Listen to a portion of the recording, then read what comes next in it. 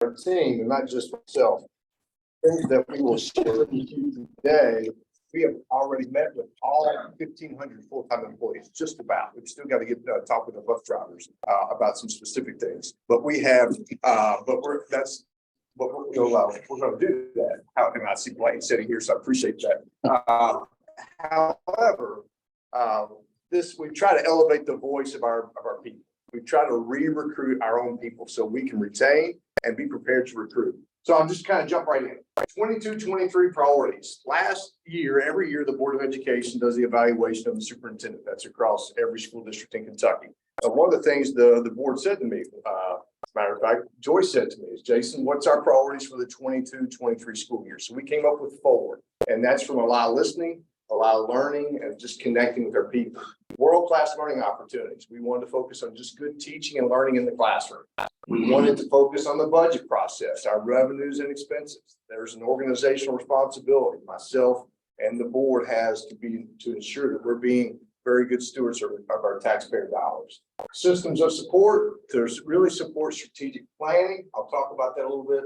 Leadership development and employee engagement. We know, you'll hear me talk about employee engagement, but really a lot of the times when there's a problem or an issue, we know that the solution is less than 6 feet of itself. If you just take time to listen and ask the right questions. Culture and climate, just strengthening relationships and trying to improve communication. Next slide, please.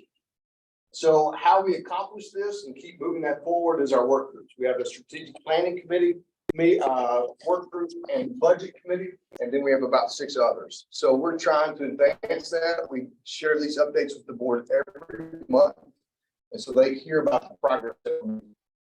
Next, if you were to pull us, we've all been through and worked through quite an ordeal over the last several years with the pandemic. Enough said about that. So we really want to try to focus on what's our priorities, what's our values when we make decisions, where are we going? So that's the strategic planning process that we're really that we're currently in the midst of. We're on the last end of it to try to finalize that. But let me tell you a little bit of the things that we did beginning this school year, going back to last fall and into the winter. Every voice matters. Employees, families, students, and community. So we worked hard to be able to do that, to listen. Next slide, please, ma'am. If you get down to just a few highlights, we met face-to-face with 277 people.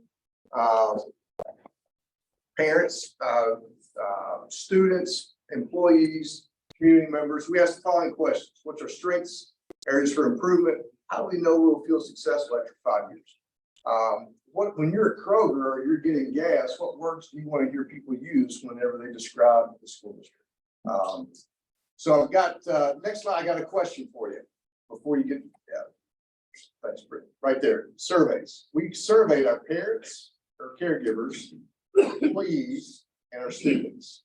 So we had about just over 3,700 responses from our parents, which is a good response rate for a survey. Employees, we have about 1,500 full-time employees, so we're close to that mark of 100%. And students, we're about 6,000 students. We're pretty close to that grade 6 through 12. The service and the support and the experience that those 3 groups have received, they gave us a rating.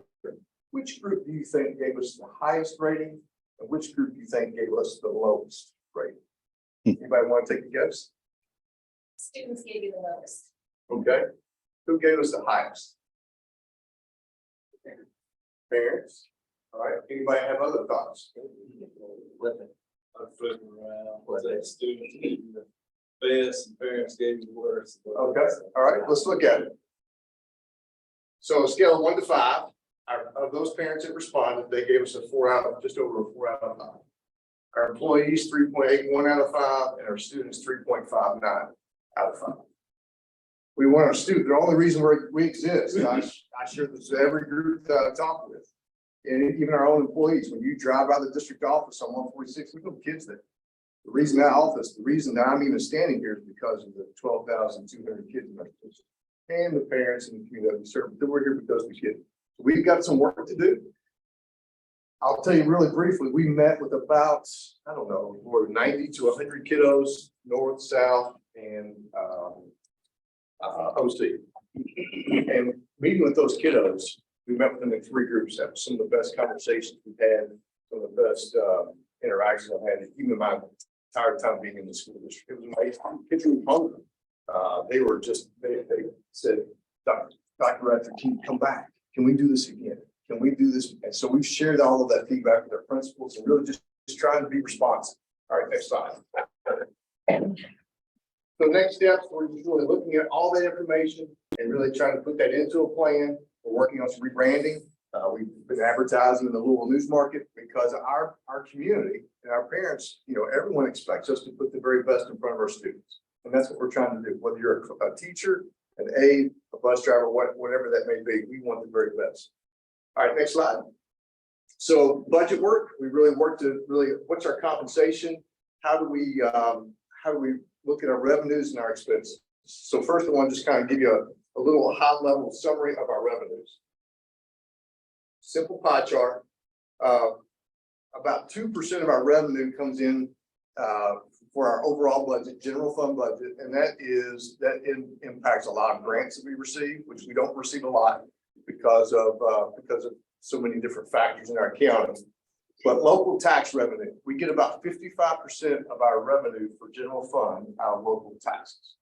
The state provides about 43%, right? That's different for every county. Not every county is the same, and that has lots of variables that play into that. But that kind of gives you a little bit of a breakdown about how we are funded. Next one is a pie chart with expenses. Every organization has to deal with this one particular issue. You see the biggest chunk is salary and benefits. Currently, we're 82%. So if we were to give a 1% pay increase to our employees next year, which we did more than that, that would go to 83%. So, you know, just simple math. The other breakdowns there get into transportation, get into how we, the cost for utilities, the cost for diesel fuel, cost for paper, the cost for maintenance on different operations across the system. Our district administrative costs is currently about 1.4%. I'm going to talk about that here in a little bit, but we're reducing our costs, which gets into the next slide. Going into next year, we've consolidated our not filled district positions, saving about $550,000 to $600,000. That's across our district. So either district level positions or district itinerary positions. We made a small change to the teacher student ratio, which saved us just over $1.4 million. So let me kind of give you a little bit of an idea what that means. The state recommends student teacher ratios for K-3 to be 24 to 1. So we went to 23.2 to 1 for next year. We increased it by 1. It was 22.2. And then you can see the breakdown. You can see that as an example at the high school level, the state says grade 7 through 12 is 31 to 1, and we went to 23.9 to 1 for next year. So we're in many areas, we're still well below what the state recommends. Now, let me tell you what that means and what that doesn't mean. This is teachers to students in the classroom. That does not include office staff, that does not include counselors, that does not include principals or administrators at the school level. That is just teachers to students, all right? Now, the other thing is that we really don't ever expect to do much more to elementary, right? To make any more adjustments there. But we have to, one of the things we really looked at is the number of staff we have and that we're providing. And a lot of our schools, many of our schools did not change their staffing for next year. The variable there is if enrollment goes up. So if they have 600 kids next year and 630 kids show up, then we get funding for those 30 more kids that come into our district. So then we can increase the allocation for teachers. Does that make sense? So it's just a funding mechanism. All right, next slide. So our board took action to recruit and retain high quality staff. We kind of go through what those are. We did a 2% increase plus step, and a step is a 1% experience-based increase for next school year. So counting what we did for this year going into next year, we've done a total of 7% over the last 2 years, which is phenomenal. Our Board of Education in our school district has not taken that kind of action, maybe in quite a long time, if ever, back to back over a 2-year period. It's been quite a while. Time for teachers to develop their craft. I don't know about you all, but where you work, everyone who comes to me, it goes back to one of two things primarily: time or money. So we really had to look at how we provide the time to support our teachers and our staff. So our calendar for next school year, we looked at professional development days, 3 teacher work days, and 6 early release days. So that's going to increase the amount of time that teachers have without students to still be under contract to be able to work together. Can you, it's okay if I ask a question? On the early release days, can you explain what that means for a parent that might be working a 9-to-5 job? Sure. So our early release days are strategically placed on the calendar. For example, one that comes to my mind is Tuesday before Thanksgiving. That Tuesday will be a early release day. What, 2 hours? Yes, 2 hours. So students will be dismissed 2 hours earlier than they normally would. What that does is that gives our teachers time to be able to work together or individually at the school level for their own professional development, or to be able to support students when they're not with them. So we've tried to place those 6 of those throughout the calendar where it's not a few years ago, and talking with our staff, and Brent can mention this, and Joyce can speak to this too. We used to have them on Wednesdays, and that didn't work really well. So we really tried to place those strategically where it kind of really backs up to a break, where then go into if you're taking time away with your family.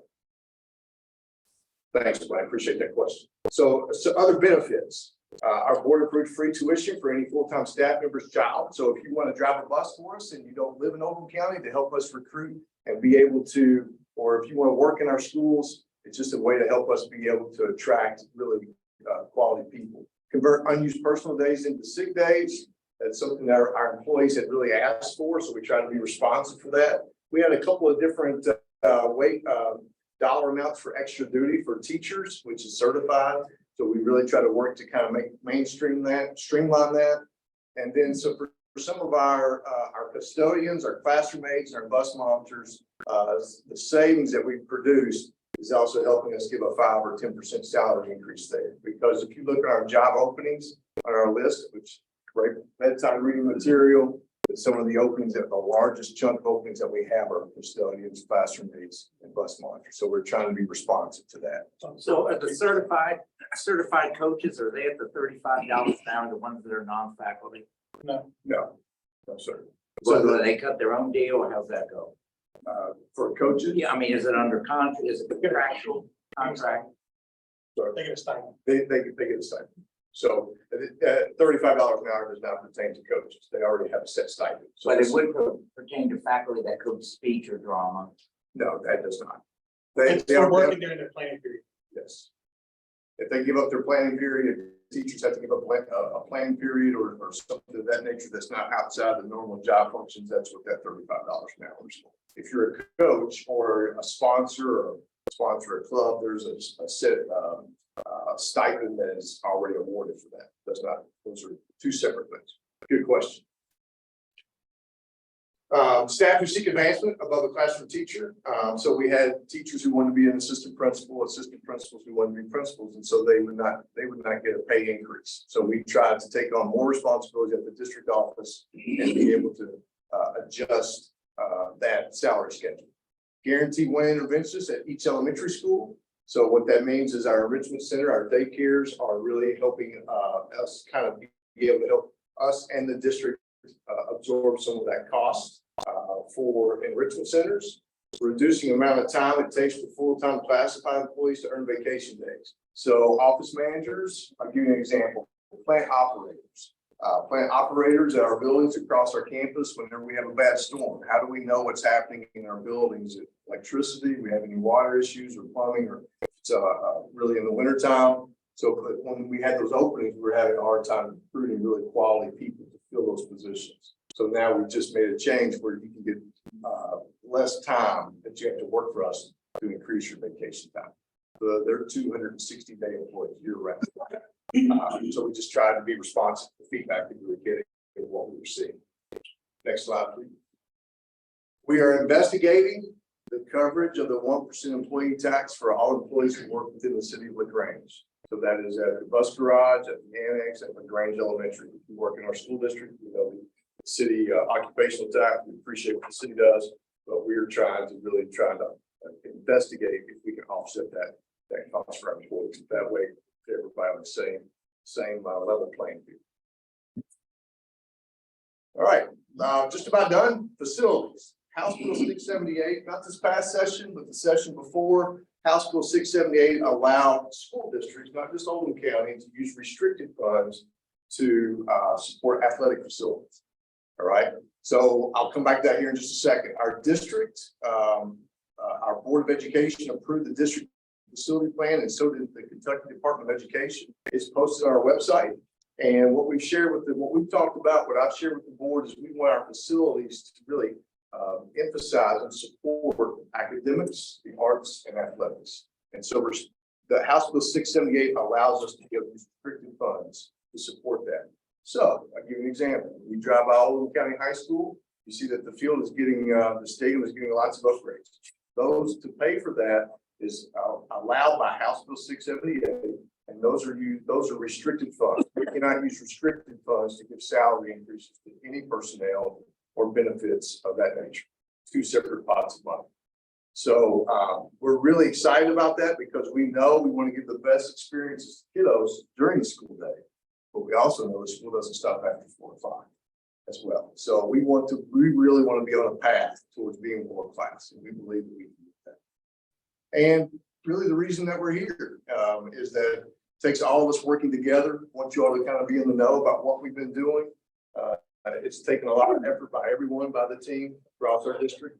And some of the best conversations, some obviously tough conversations, tough questions. It's just meeting with our people, our employees, just like this in a library media center at each of our schools and going over this information, asking questions, answering questions, and just really trying to connect with them. So it's been very, very, very well received. I don't suggest that we have all the answers. Man, we're making really putting forth a lot of effort. So you would be really proud of the folks and how hard they're working. And I think we're going to try to continue to stay on this path. So thank you for your time. I'll take any questions. Yes, sir. Yeah, you mentioned the football field a while ago. Will that be done for the first game this year? That's the plan. Yes, sir. Wow, a lot of work to do. Yeah, so they're starting to put in the tile now and the gravel. So once that's already started, has started. So once that gets complete, it'll go much faster. They're getting served. Yes, sir. Yes, ma'am. One serious question, one silly. Okay. Seriously, student teacher ratios, are those made lower because special education classes are factored in at those levels and their sizes are so much smaller? That's a great question. So the ratios I presented do not factor in students with disabilities. So that is just a core instruction ratio. So special ed is IDA federally funded, and so special ed teachers have so many students on their caseload and the resource. So that's a different funding mechanism. So that's strictly classroom, not taking into account students with disabilities. Great question. When you say the $35 an hour, is that like for teachers who have to take over classes because there are no subs? Correct. So if you have a sub who's a certified teacher, are they gonna make $210 a day for 6 hours? I'm kidding. Yeah, so I appreciate it. So our schools work, we always have, every class is always covered. But we do have sometimes teachers, because we don't have enough subs sometimes at times to cover a teacher who is absent. So we've also built in what I didn't talk about as a stipend for our substitute teachers. If you work so many days for us throughout the school year, you'll get a little additional incentive. So right now, our sub pool and our sub numbers are so much better than they were probably a year ago. But we're still not quite where we were. So in other words, 2 years ago, we only had 90 active subs. Whereas 2 years prior to that, we probably had 3 active subs. So that was, we were having such a pinch, you know. I mean, to be very honest, we had some really tough conversations at 5 or 6 o'clock in the morning about whether or not we could have school because we did not have enough subs or really worried about being able to. But we forged on because the best thing was for our kids to be in the classroom. Can you tell me what the sub rate is for a substitute teacher? Is it a range or is it out? That's a great question. You want? Yeah, so there's a range, and it depends on what your rank is, depends on if you have a daily wage threshold, if you're retired, somewhere between $120 and $140 a day. for that, but that's a full day. They don't get a planning period. They can get moved. Some of them do get a planning period. And so a lot of times we have a big pool of subs, but we share subs with Henry, Shelby, Jefferson County too. And then what we also find is most subs love to work Tuesday, Wednesday, Thursday. They don't like to work, and that's part of being a sub. They get to choose their schedule. And so we're really short on Mondays and Fridays. So I know some districts are doing some incentives to pay more to work on Fridays and Mondays. So those are some things we can look at as we do the benefit package moving forward. Yes, sir. Do you have any plans for newer schools? We do. One of the things that we have to, the question was about schools and new schools. If, to be perfectly honest, if our enrollment trends in the future the way it is right now, in other words, 2 or 3 years from now, we stay on the same trend, the next school that we would add would be a new middle school, if it were to stay on that path. The thing that we have to watch very closely is the State Department. The state will not allow us to build a school for growth. Like, we know kids are coming, but they haven't shown up yet, but we know that they're coming, such as other developments. What that means is that if we were to build a new middle school, let's just say, I'll say an elementary school. If we were to build a new elementary school, if we were to open that elementary school, we currently have 9 elementary schools. The other 9 elementary schools could not get below 85% enrollment.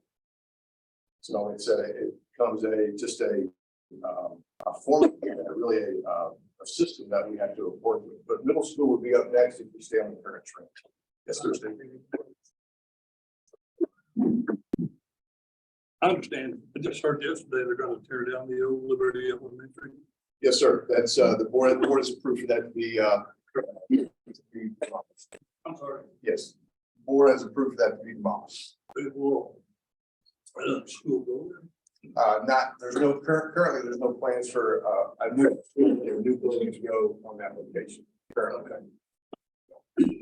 Yes, sir. Last week told Ramiro letters to the editor. And I don't keep up with the school that much because the children graduated 20+ years ago. Anyway, you would think that you all doing the worst job in the world for a whole page of letters that you're taking this away, taking that away, taking that away. What you're saying is we're doing great. What's with those?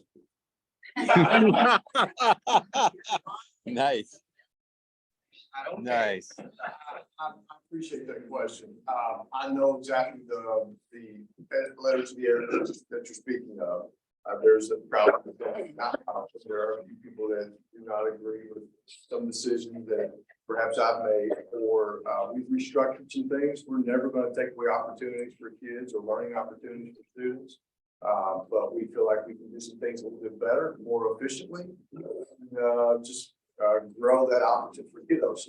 Some people don't really agree with that, or they are misinformed despite the communication efforts that we've made. We could always, I don't believe we'll ever make any plus communication, but we should always try, and we should always listen. So I think, one of the other things that what those letters to the editor do not say, to be quite honest, is I've spoken to many of those people face to face directly, and those conversations and the agreement in those conversations are not highlighted in those letters to the editor. So, but I do respect everyone's opinion. I do have one more question. It's, we talked about, excuse me, talking about shortage of subs. Yes, sir. What about bus driving? I mean, you having a hard time filling the bus driving? We definitely have our challenges. Yeah, so it seems like every time we hire 3, we lose 1 or 2. So we've actually had an increase in bus drivers this year than we've had over the past 2 years. Again, it's one of those unique opportunities. Blaine could talk to you about it. He'd probably be great to have as a speaker about what it means to drive a bus. But you work from 5:30 in the morning till 9 in the morning. And then if you're an all-day person, you work 9 to 3, and then you start again at 2:33 and work till 5:30. And so you got to have that freedom to do that. People are intimidated by driving a bus, but once you get on the bus, it's not as intimidating as you think. And if you listen to I turn the radio on every morning at 5:15. People think buses are out of control. They aren't. You hear about other counties. I venture to say Blaine hasn't had any or 1 or 2 write-ups all year for a kid misbehaving on a bus. Our kids are good on buses. So It's hard. We're competing against CDL drivers. We'll have people want to come train with us. We get them all trained up, and then they get a $10,000 bonus to go drive for United Van Lines. They're getting $200 or round trip cab things, and it's hard to compete with that. So our market is different. So we're trying to go out and find ways to do it. But if you want to talk about a group that is a family amongst themselves, you go to that bus garage, and it is just it's almost its own little world within it. It's awesome. But it's tough because the outside community is doing so much more for mechanics and CDLs that we just have a hard time competing with. So we're always looking for ways. We have incentives. You know, I just signed a check for the person that I got Blaine hired. Then they get a recruitment incentive to bring people in. You can work quicker. Hey. So we are working on that. It's one area that we always are struggling with, and I think we will for a while.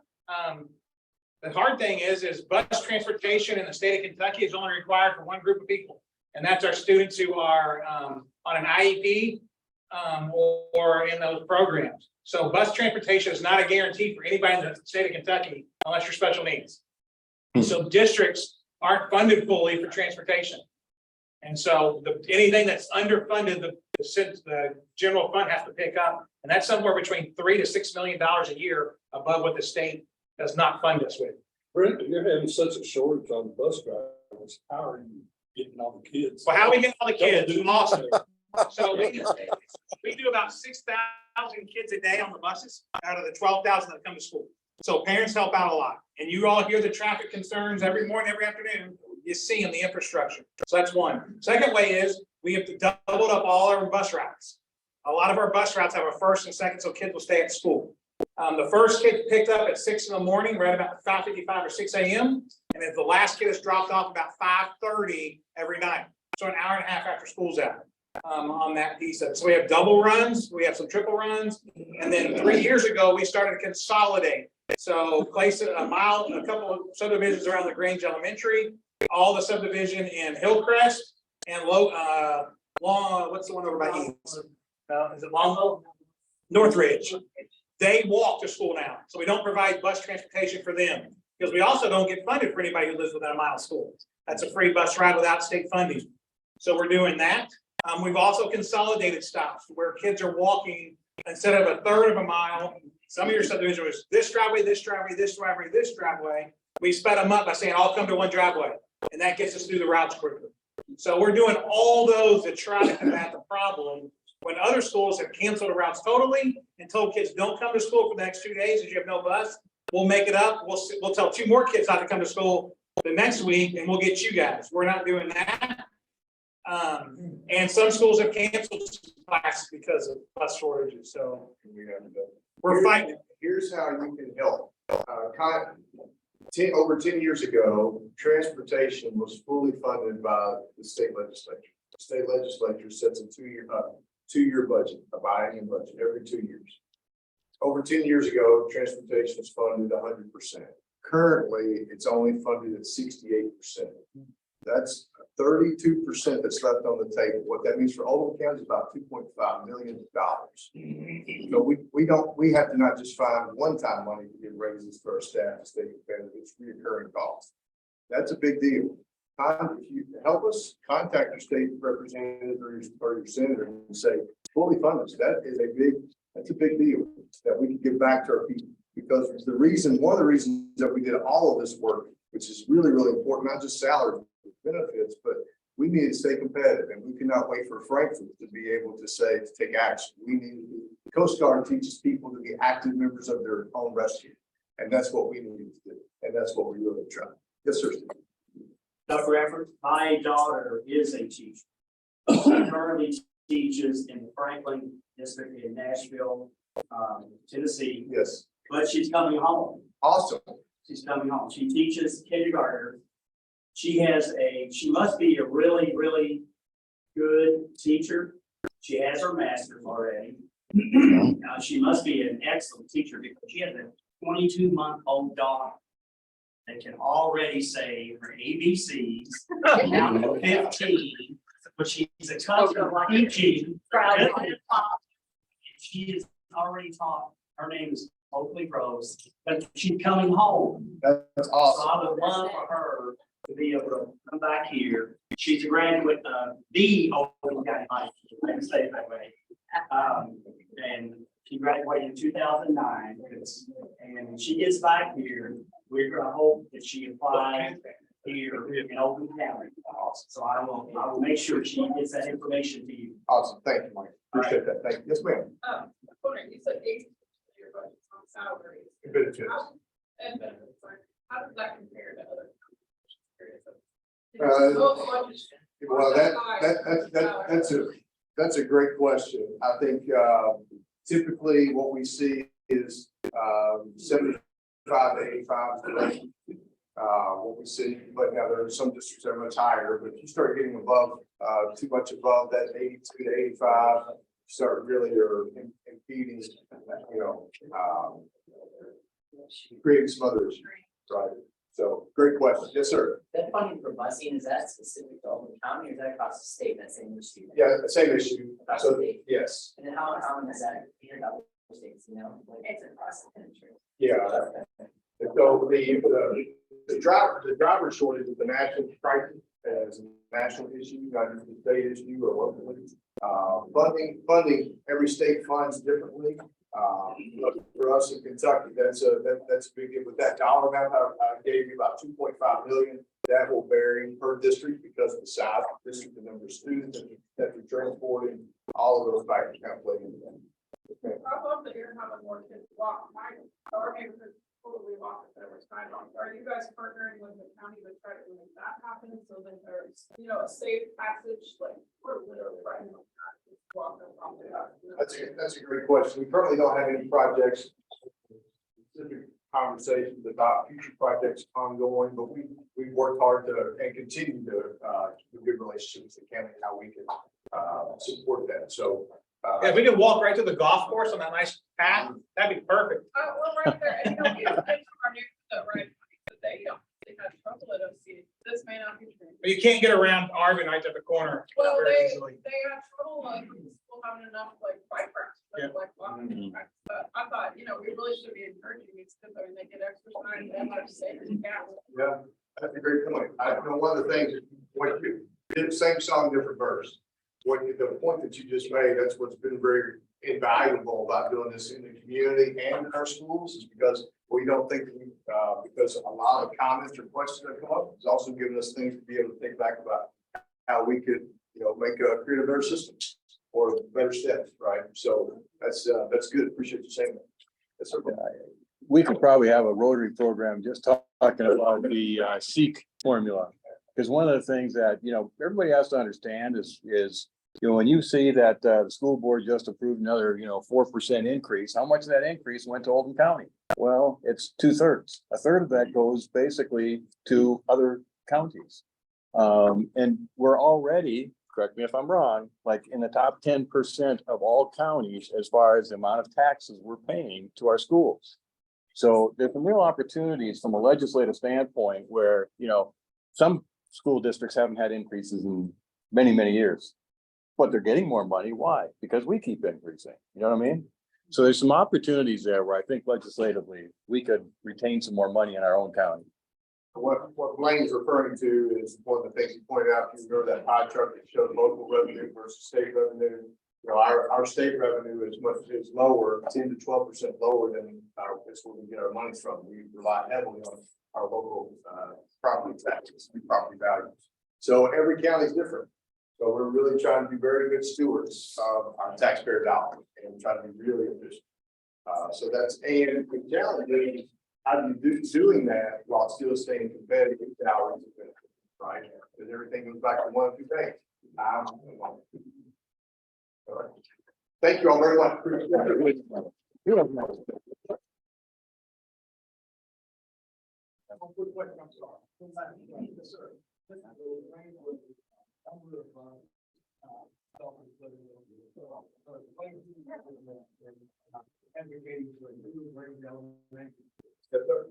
And I understand it was on the facility.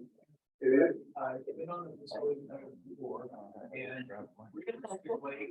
When are we ever gonna see and do the Grange Elementary School? That would require board action, and so what the local planning committee is made up of community members, teachers, administrators. I'm not a voting member, the local planning committee voted and recommended the new facility for the Grange Rotary.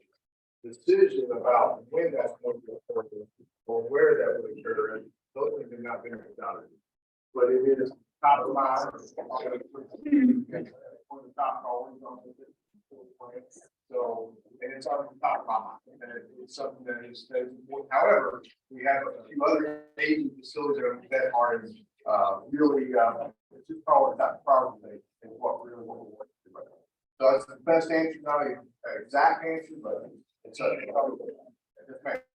I just wanted to say to you as a representative of LaGrange SPM, while we do want new facilities, by and large, staff and the people that go there or are at the school don't want to move the school.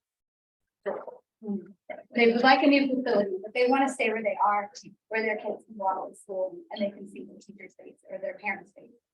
I just wanted to say that. Thank you.